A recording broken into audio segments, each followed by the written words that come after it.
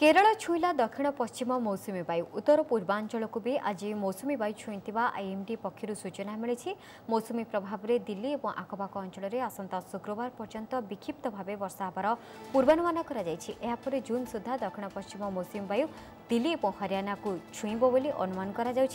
पूर्व साधारणतः जून 1 तारिख में केरल को आसी था मौसुमी। तेबे चलित वर्ष मौसुमी धार्य समय आगुआ आसीपटे ओडिशा को चलित वर्ष आगुआ मौसुमी आसवा नहीं सूचना देछि आंचलिक पाणीपाग कार्यालय। ए वर्ष ओडिशा को जून 10 पूर्व मौसुमी आसब बोली पूर्वानुमान करा जायछि।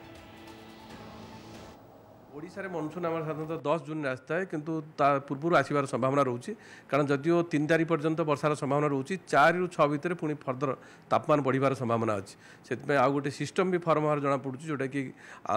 उत्तर आंध्र प्रदेश और दक्षिण ओडिशा उपकूल पाखापाखि 7-8 तारीख गोटे सिस्टम फर्म होवार लो प्रेशर सिस्टम जोटा कि मनसून करेन्ट को फर्दर एडवांस करा सपोर्ट करे वर्षा भी करे आमर से 10 जून भितर मनसून अनसेट होवार संभावना रोचे।